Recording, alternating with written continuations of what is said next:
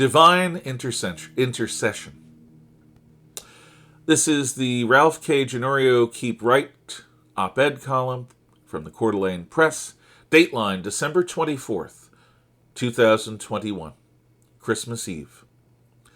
Monotheists all believe that God works through history, through individual human choices. To Christians, Christmas is about God breaking into the world to intervene decisively in human history. Our traditional BC AD dating system places the incarnation of God's Word as nothing less than the hinge of history. I see evidence of such intervention in those unlikely events that change everything. The marathon run of Phidippides saved Athens. The storms, not the English, put paid to Spain's Invincible Armada. Napoleon's illness at Waterloo led to his defeat. Archduke Franz Ferdinand's driver getting lost in Sarajevo led to his assassination, sparking World War I. The destruction of US Torpedo Bombers at the Battle of Midway allowed US dive bombers to sink Japan's Kido Butai.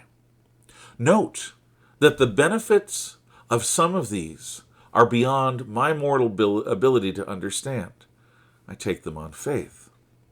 And yes, one carpenter's son's birth in a manger in a backwater Roman province began a faith which enlightens the world in part by his coming to save women, children, and slaves, as well as the glorious among men. He has even saved me, as on this occasion. From kindergarten through fourth grade, I was languishing in Meriden, Connecticut's failing public schools.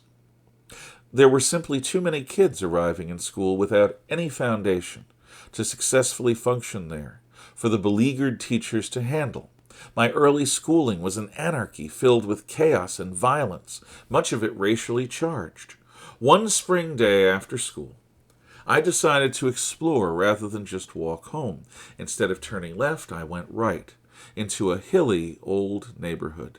I came to a set of old brick buildings, St. Mary's School and Church. Built by German Catholic immigrants, this parish served some of the poorest in the area. The schoolyard was unlike anything I had yet seen.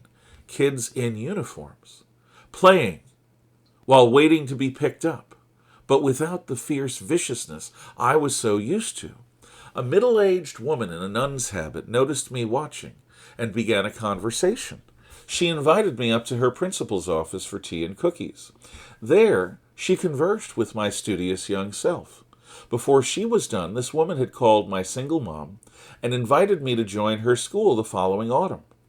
My mom recounted later that when our inability to pay tuition was raised, the sisters said that we would pay only what we could afford.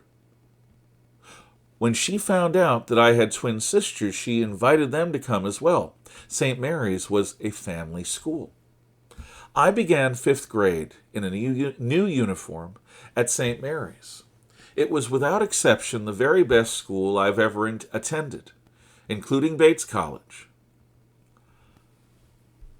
2 grades were taught per classroom by sisters and laid teachers who were paid a fraction of what was earned by their public school colleagues. My life was changed because this school worked. It was a place of inspiration, where learning was not punished and where teachers and not ruffians set the tone.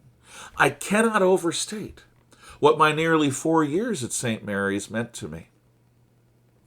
When I departed, because we had moved mere months before my 8th grade ended, I was back in public school. Though Wallingford, Connecticut was a more wealthy and suburban community, the public schools were, as I had remembered, full of chaos where thugs ruled the halls and teachers kept their heads down. But none of this mattered. I had lived in the promised land, and I would return. I would repay the favor that Sister Catherine Marie O'Donnell, schooling sisters of Notre Dame, gave to me. Her spontaneity, generosity, and goodwill saved my life and made me a teacher. As I celebrate God breaking into history in Bethlehem, I remember how he reached into my life and changed everything for the better. Merry Christmas.